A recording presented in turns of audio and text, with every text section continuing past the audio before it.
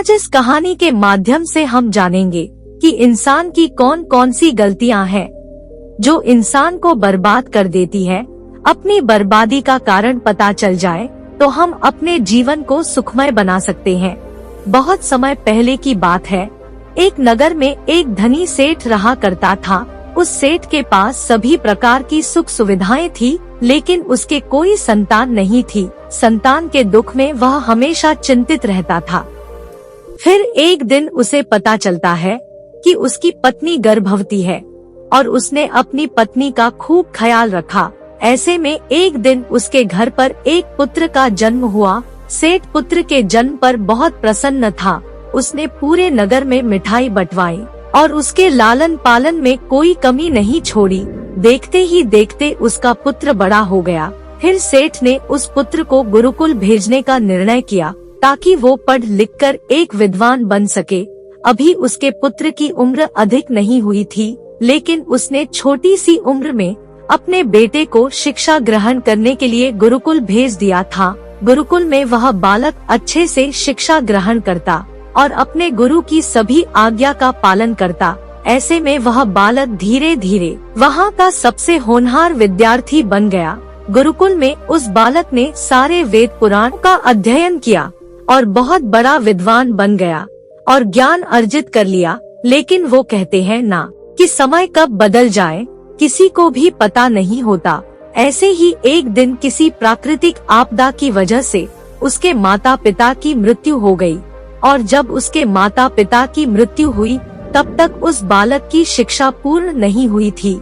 और जब उस बालक ने इस खबर को सुना कि उसके माता पिता अब इस दुनिया में नहीं रहे और उनका सब कुछ बर्बाद हो चुका है, तो उस बालक का इस सांसारिक मोह माया से मन उठ गया। उसके बाद उस बालक ने निश्चय किया कि वह गुरुकुल से शिक्षा पूर्ण करने के बाद अपना संपूर्ण जीवन लोगों की भलाई में व्यतीत करेगा। फिर जब उस बालक की शिक्षा पूर्ण हो गई तो उसके बाद वह बालक सन्यासी बन गया और वह सांसारिक वस्तुओं से दूर हिमालय के जंगल में चला गया। जंगल में जाकर उसने वहाँ लंबे समय तक तपस्या की। तपस्या पूर्ण करने के बाद उस सन्यासी ने लोगों को शिक्षा देना आरंभ कर दिया। समय के साथ साथ उस सन्यासी की चर्चा चारों तरफ होने लगी और दूर दूर से लोग उसके पास शिक्षा ग्रहण करने आने लगे और बहुत से लोग उनके पास अपनी समस्याओं का समाधान खोजने के लिए भी आने लगे। सन्यासी सभी लोगों की समस्याएं बहुत आसानी से सुलझा देता, जिस वजह से वह पूरे राज्य में मशहूर हो गया था। लेकिन जिस नगर में वो रहता था उस नगर का राजा एक क्रूर व्यक्ति था। जब राजा को उस सन्यासी के बारे में पता चला तो उसने उस सन्यासी से मिलने का निश्चय किया। अगली सुबह को राजा अपने महल से निकलकर उस सन्यासी से मिलने के लिए निकल गया और फिर वो उस कुटिया पर जाकर पहुंच गया। वहां पहुंचकर जब राजा ने उस सन्यासी को देखा तो वह देखता ही रह गया। उसके चेहरे पर एक अलग ही तेज था। जब वह सन्यासी के पास पहुंचा तो उसे बड़ी अपार शांति का अनुभव हुआ।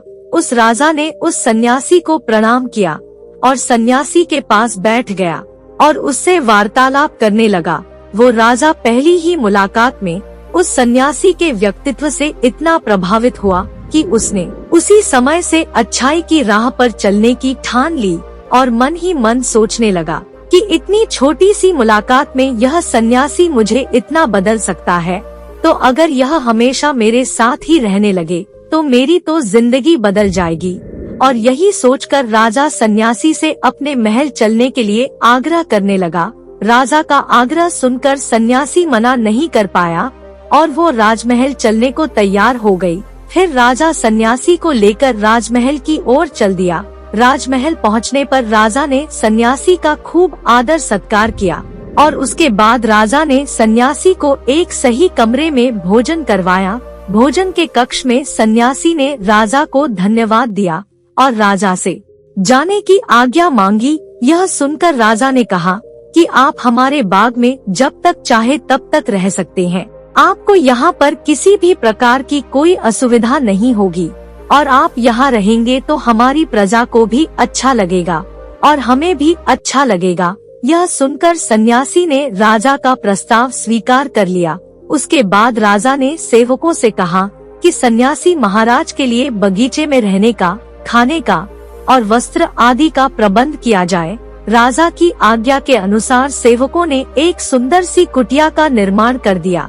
उसके बाद वह सन्यासी उसी कुटिया में रहने लगा। सन्यासी को उस कुटिया में रहते रहते कई साल बीत गए और इस दौरान राजा ने उनकी खूब सेवा की, परंतु कई सालों बाद एक दिन राजा और रानी को आवश्यक कार्य के लिए दूसरे राज्य जाना पड़ा, लेकिन उन्होंने एक सेवादार को सन्यासी की सेवा के लिए नियुक्त कर दिया, परंतु वह सेवादार राजा के जाने के बाद बीमार पड़ गया और अपने घर चला गया और कभी लौटकर वापस नहीं आया। तो सन्यासी ने क्रोध में आकर उस राजा को खूब सुनाया।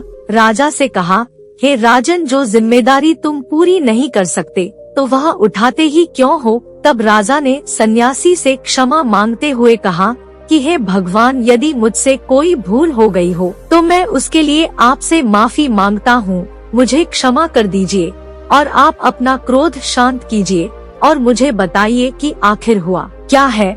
यह सुनकर उस सन्यासी ने कहा कि तुम्हारे जाने के बाद मुझे यहाँ पर किसी ने भोजन नहीं दिया और मैं बहुत दिनों तक भूखा ही रहा। मुझे यहाँ पर आकर किसी ने पूछा तक नहीं कि मैं किस हाल में हूँ। यह सुनकर राजा ने सन्यासी से माफी मांगी और कहा कि हे भगवान, आज के बाद में ऐसी कोई भी गलती नहीं होगी। फिर कुछ देर बाद मामला शांत हो गया। जब राजा और सन्यासी के बीच वार्तालाप हो रही थी तो रानी भी यह सब वार्तालाप चुपके से सुन रही थी और सब कुछ देख रही थी। उसके बाद राजा ने उस सन्यासी को कोई भी शिकायत का मौका नहीं दिया और उसकी खूब सेवा की, परंतु कुछ दिनों बाद राजा को फिर किसी आवश्यक कार्य से अपने राज्य से बाहर जाना पड़ा। लेकिन इस बार राजा ने राज्य से बाहर जाने से पहले अपनी रानी को कहा कि जब तक मैं नहीं आऊं तब तक आप स्वयं सन्यासी की देखभाल करोगी। यह सुनकर रानी ने कहा, जी महाराज, आप निश्चित होकर जाइए, मैं सन्यासी महाराज की अच्छे से देखभाल करूंगी। उसके बाद रानी हर रोज भोजन बनाकर सन्यासी महाराज को भेज देती थी। लेकिन एक दिन रानी नहाने के लिए चली गई और सन्यासी को भोजन देना भूल गई। सन्यासी ने काफी देर तक भोजन का इंतजार किया, लेकिन जब भोजन नहीं आया तब सन्यासी सोच में पड़ गया कि आज खाना क्यों नहीं आया। उसके बाद सन्यासी ने सोचा कि वह खुद महल में जाकर देखेगा और फिर वह महल पहुंच गया। जब वह महल के अंदर पहुंचा तो वहां उसकी नजर रानी पर पड़ी। रानी के इतने सुंदर रूप को देखकर सन्यासी वशीभूत हो गया और रानी की सुंदरता सन्यासी के मन में घर कर गई और वह वहां से बिना कुछ कहे ही अपनी कुटिया में लौट आया। सन्यासी रानी के रूप की सुंदरता को भुला ना सका और वह खाना पीना छोड़कर अपनी कुटिया में पड़ा रहा। उसने कई दिनों तक कुछ भी नहीं खाया, जिस वजह से वह बहुत कमजोर हो गया। फिर कुछ समय बाद राजा वापस लौटे और जब उसे सन्यासी की हालत का पता चला तो वह सीधे सन्यासी के पास पहुंच गए और बोले कि हे भगवान, क्या बात है, आपको क्या हो गया और आप इतने कमजोर कैसे हो गए, क्या चिंता है और आप किस गहरी सोच में डूबे हो, क्या मुझसे कोई भूल हो गई है। तब सन्यासी ने कहा, नहीं राजन, आपसे कोई भूल नहीं हुई है। यह सुनकर राजा ने कहा, तो फिर क्या बात है, आप मुझे बताइए, मैं आपकी परेशानी अवश्य दूर करूँगा। यह सुनकर सन्यासी ने राजा से कहा कि हे राजन, मैं आपकी रानी की अद्भुत सुंदरता को देखकर उनकी सुंदरता के फेर में पड़ गया हूँ और अब मैं रानी के बिना जिंदा भी नहीं रह सकता। यह सुनकर राजा हैरान हो गया और कुछ देर सोचने के बाद राजा ने उस सन्यासी से कहा, मैं आपको रानी दे दूंगा। यह सुनकर सन्यासी बहुत खुश हुआ। फिर राजा सन्यासी को लेकर महल चले गए और जब राजा और सन्यासी महल पहुँचे तो उस दिन रानी ने अपने सबसे सुंदर वस्त्र और गहने पहने हुए थे। फिर राजा रानी के पास पहुँचे और राजा ने रानी से कहा कि हमें सन्यासी की मदद करनी चाहिए, यह बहुत कमजोर पड़ गए हैं और मैं नहीं चाहता कि किसी ज्ञानी पुरुष की हत्या का कलंक मेरे सर पर लगे। उसके बाद राजा ने रानी से पूछा कि क्या आप यह पाप अपने सर पर लेना चाहती हैं? राजा की यह बात सुनकर रानी ने राजा से पूछा कि आखिर इन सन्यासी के इस दुख का कारण क्या है। तो राजा ने रानी से कहा कि सन्यासी आपकी अद्भुत सुंदरता के दीवाने हो गए हैं। राजा की यह बात सुनकर रानी ने कहा, राजन आप चिंता मत करिए, अब आप सब कुछ मेरे ऊपर छोड़ दीजिए। मुझे पता है कि मुझे अब क्या करना है। उससे आपके ऊपर ना तो सन्यासी की हत्या का पाप लगेगा और ना ही उससे मेरे पवित्र धर्म का नाश होगा। रानी की यह बात सुनकर राजा ने रानी को सन्यासी को सौंप दिया। उसके बाद सन्यासी रानी को लेकर कुटिया पर पहुँचे।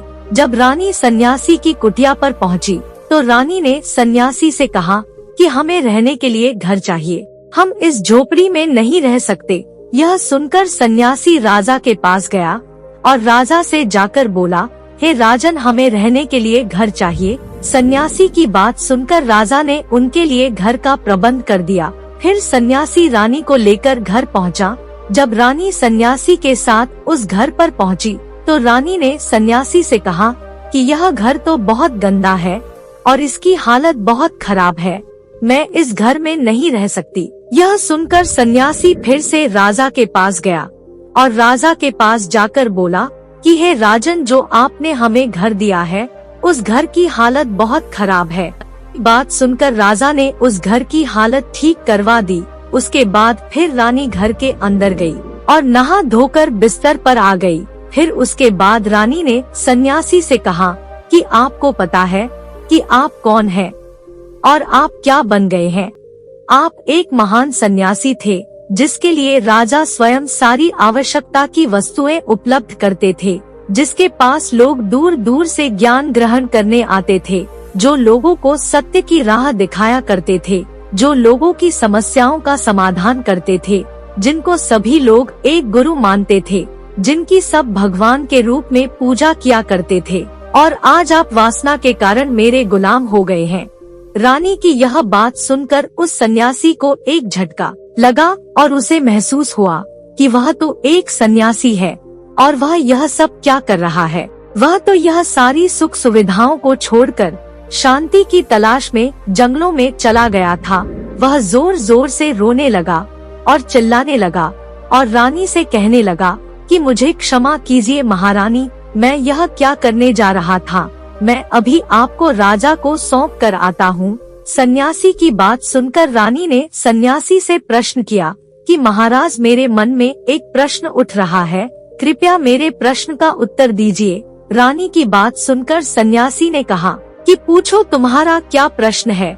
फिर रानी ने कहा कि जब आपको उस दिन भोजन नहीं मिला तो आप बहुत क्रोधित हो गए, तब मैंने आपका यह रूप पहली बार देखा था और तभी से मैं आपके व्यवहार में परिवर्तन महसूस कर रही हूँ। ऐसा क्यों हुआ महाराज, आखिर आपको इतना क्रोध क्यों आया। रानी की बात सुनकर सन्यासी ने रानी को समझाया कि जब मैं जंगल में था तो मुझे समय पर भोजन भी नहीं मिलता था, लेकिन जब मैं महल में आया तो महल में आने के बाद मुझे सारी सुख सुविधाएं मिली और फिर मैं इन सभी सुख सुविधाओं के फेर में फंस गया और मुझे इसके प्रति लगाव उत्पन्न हो गया और फिर मुझे इसको पाने का लालच उत्पन्न हो गया और जब मुझे यह नहीं मिला तो मेरे अंदर क्रोध उत्पन्न हुआ।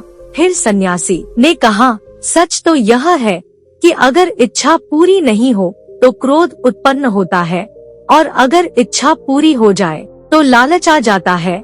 फिर सन्यासी ने रानी से कहा, यह इच्छा की पूर्ति ही मुझे वासना के द्वार तक लेकर आई है और मैं आपके प्रति आकर्षित हो गया। इसके बाद वो सन्यासी रानी को लेकर राजा के पास गया और बोला कि राजन, मुझे क्षमा कर दीजिए, मुझे अपनी गलती का एहसास हो गया है। यह लो आपकी रानी, मुझे यह सब नहीं चाहिए। मैं अपनी इच्छा के वशीभूत होकर यह गलत कार्य करने जा रहा था और अपने जीवन को बर्बाद कर रहा था, लेकिन अब मुझे सब कुछ समझ आ गया है। उसके बाद उस सन्यासी ने कहा, हे राजन, मनुष्य की बर्बादी का कारण उसकी 4 आदतें होती है और दुनिया के हर एक व्यक्ति के अंदर यह 4 अवगुण होते हैं, लेकिन जो व्यक्ति इन पर नियंत्रण कर लेता है तो वह दुख और परेशानियों से बच जाता है। वहीं जो व्यक्ति इन चारों आदतों पर नियंत्रण नहीं कर पाता है वो बर्बाद होने के कगार पर पहुंच जाता है। यह सुनकर राजा ने कहा कि महाराज, आप मुझे वो 4 आदतें बताइए जिससे कि मनुष्य की बर्बादी हो जाती है। फिर सन्यासी ने राजा को मनुष्य को बर्बाद करने वाली आदतों के बारे में बताया कि हे राजन, मनुष्य को बर्बाद करने वाली पहली आदत है इच्छा, क्योंकि इच्छा ही दुनिया के हर एक व्यक्ति के अंदर सबसे पहला अवगुण होता है। और जो व्यक्ति अपनी इच्छाओं को नियंत्रण में नहीं रख पाता है तो वह जीवन के किसी भी क्षेत्र में सफल नहीं हो पाता है, क्योंकि जैसे ही उसकी एक इच्छा पूरी होती है वह दूसरी की ओर बढ़ने लगता है, और दूसरी पूरी होती है तो तीसरी इच्छा उसके मन में जागृत हो जाती है, और फिर ऐसे करते करते इच्छाओं पर नियंत्रण न होने के कारण इसी जाल में उलझा रहता है और दुखी हो जाता है।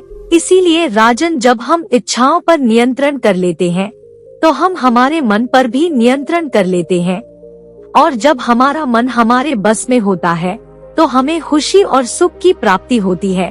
फिर जो हम चाहते हैं वही हमारे साथ होता है। फिर सन्यासी कहता है कि हे राजन, मनुष्य को बर्बाद करने वाली दूसरी आदत है वासना। वासना का जन्म हमारे मन में उठने वाली इच्छाओं से होता है। जिस प्रकार इच्छा का कोई अंत नहीं होता, उसी प्रकार मनुष्य वासना के जाल में फंसता ही चला जाता है। वासना के वशीभूत होकर मनुष्यों को कुछ भी नजर नहीं आता है। आज तक जितनी भी लड़ाइयाँ हुई है, उनका सबसे बड़ा कारण स्त्री को पाने की इच्छा ही रही है।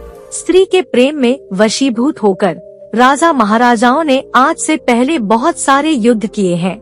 रावण संसार का सबसे बुद्धिमान व्यक्ति था, लेकिन उसने भी माता सीता की सुंदरता में आकर अपना सब कुछ बर्बाद कर लिया। उसकी मृत्यु का कारण एक स्त्री ही बनी थी। कई राजा महाराजा तो युद्ध में इसलिए हार गए क्योंकि वो लोग स्त्रियों से रासलीला रचने में ही रह गए। ईश्वर ने तो स्त्री की उत्पत्ति इस संसार को बढ़ाने के लिए की है, लेकिन आजकल लोगों ने इसे अपनी वासना का शिकार बना लिया है, अपने मनोरंजन का साधन समझने लगे हैं। और जब उन्हें अपना यह मनोरंजन नहीं मिलता तो वो पागल हो जाते हैं और ना जाने क्या क्या कर बैठते हैं। इसीलिए हे राजन, जितना हो सके उतना वासना से दूर रहना चाहिए। फिर सन्यासी कहता है कि मनुष्यों को बर्बाद करने वाली तीसरी आदत है क्रोध, क्योंकि जब मनुष्य की वासना की पूर्ति नहीं होती है तो उसके अंदर क्रोध उत्पन्न हो जाता है, और जब व्यक्ति को क्रोध आता है तो उस पर उसका नियंत्रण नहीं होता है, और फिर वो क्रोध में आकर कई गलत निर्णय ले लेता है। वो दूसरों को भला बुरा बोल देता है, और जब उनका क्रोध शांत होता है तो उन्हें अपनी गलती का एहसास हो जाता है, लेकिन तब तक तो सब कुछ बर्बाद हो चुका होता है। क्रोध के कारण मनुष्य के कई बने बनाए काम भी बिगड़ जाते हैं। जब मनुष्य के भीतर क्रोध उत्पन्न होता है तो वो अंदर से बहुत कमजोर हो जाता है, और एक कमजोर मनुष्य कुछ भी नहीं कर सकता है, उसे कभी भी सफलता हासिल नहीं हो सकती। क्रोध हमारे भीतर तनाव को उत्पन्न करता है, और अगर एक बार हम तनाव में चले गए तो हमारा पूरा जीवन बर्बाद हो जाता है। फिर सन्यासी कहता है कि हे राजा, मनुष्य को बर्बाद करने वाली चौथी आदत है लालच। हे राजन, लालच का फल सदैव बुरा होता है। लालच में पड़कर हम बहुत से लोगों का बुरा कर देते हैं। हर मनुष्य के जीवन में कभी ना कभी ऐसा समय अवश्य आता है जब वह लालच कर बैठता है, और अधिक पाने की लालसा में वह कुछ ऐसा कर बैठता है जिससे जो उसके पास था वह उसे भी गवा देता है। क्योंकि जैसे ही व्यक्ति की एक इच्छा पूरी होती है, उसका लालच बढ़ जाता है और उसके मन में और कई जन्म लेने लगती है। जो भी लालच करता है वह कामयाबी से कोसों दूर रहता है, क्योंकि एक ना एक दिन लालच का असर सामने आता ही है। अगर हम समय रहते ही लालच को त्याग दें और उसकी फेर में ना पड़े तो हम एक सफल व्यक्ति अवश्य बन सकते हैं। फिर अंत में सन्यासी राजा से कहता है कि हे राजन, अगर मनुष्य चारों आदतों को छोड़ देता है तो उसे जीवन में सफल होने से कोई नहीं रोक सकता। जो इन आदतों को नहीं छोड़ता है उसे जीवन में बर्बाद होने से कोई नहीं रोक सकता। मैं एक सन्यासी होकर इसकी फेर में पड़ गया था, तो सामान्य मनुष्य तो इससे बच नहीं सकता। इसीलिए हे राजन, मनुष्यों को इन आदतों से हमेशा बचना चाहिए। तो दोस्तों, कैसी लगी आपको यह वीडियो में यहाँ तक बने रहने के लिए आपका धन्यवाद। अगर आपको यह वीडियो पसंद आई है तो इस वीडियो को लाइक और शेयर करें तथा हमारे चैनल फ्रेंडली इंस्पायर्ड को सब्सक्राइब करके नोटिफिकेशन के आल पर क्लिक करें।